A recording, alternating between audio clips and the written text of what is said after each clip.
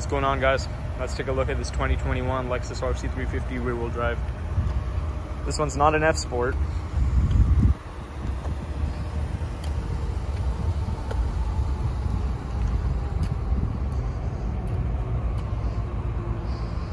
Still looks pretty cool though. It's got that pearl white paint.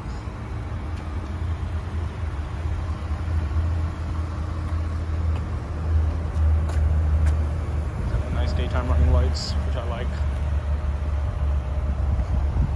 Sunroof. This thing being a coupe, the door is massive. It's kind of hard to get when you're in a tight parking space. It's pretty hard to, you know, open it and get out easily just because it's a huge door. It's got the wood trim. This one doesn't have the cool gauge cluster that Lexuses have. Shift paddles. You have the eco, normal, and sport modes. Heated seats, ventilated seats, heated steering wheel. The touchpad. I gotta say, this touchpad is horrific. It is one of the biggest flaws of these Lexuses. I can't. And the screen. This is a horrible design in my opinion. Like, just be pretty honest. I mean, I can't. Like when I was driving it in the sun the other day with. I was driving it with the sun pointing in. I couldn't see anything. And like depending on your seat position, if you sit lower, like this part right here covers a bit of the screen. It's too far ahead, and the touchpad is really, really hard to use while you're driving. Like this is not good.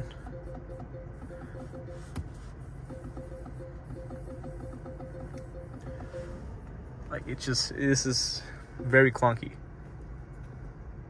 I know in the newer ones, like they revised it a bit, but this is just not it.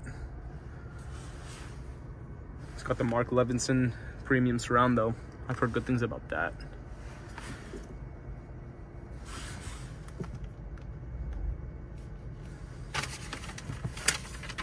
And if we look at the window sticker,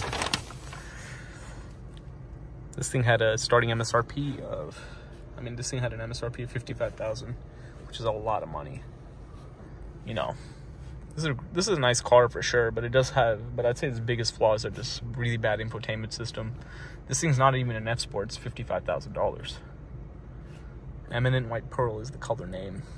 I mean, it's pretty quick, it's nice. It's a V6 with 311 horsepower, 8-speed auto. The transmission could be a little bit better. It's not as quick as, you know, you'd want it to be in a car like this. And then if you look at the options, yeah, the wheels are nice. I do like the wheels, triple beam LED headlights, the Mark Levinson plus navigation, premium paint, heated steering wheel, power moonroof. But yeah, $55,000 is just a lot of money. Like for that kind of money, you could get cars with a lot better options. You could get way better options, right? And then this is just very outdated. This is just bad.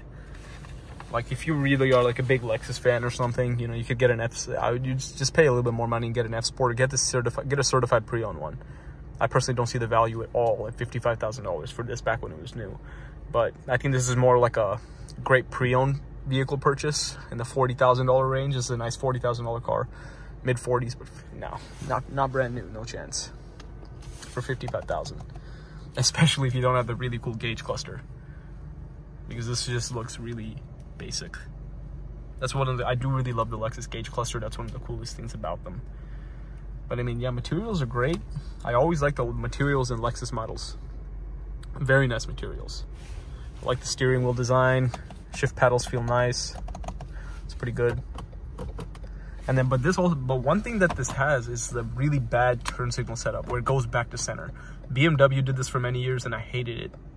You know, where you put it down and it goes back to center, so you try to turn it off and you go right back to, and you have to just keep fumbling with it like that, right? It would just be easier if you could just, you know, stay where it's at. It's an unnecessary revision on a very simple thing that it should be. And BMW went away with that because a lot of customers hated it. I'm not sure if the newer Lexus, like the 2023, 2024 models still have that, but I would hope it doesn't. But yeah, honestly, like as I was saying, my verdict for this vehicle, cool car, but Definitely, it's a great pre-owned purchase in the $40,000 range, but not for $55,000 brand new. And I would just get an F Sport. I would look for an F Sport over this just because it looks a lot better. You'll probably get the better gauge cluster and all that. And a cooler interior with better options. Yeah, thanks for watching, and I'll make some more videos on some cars in the next few days. Let me know if you have any recommendations or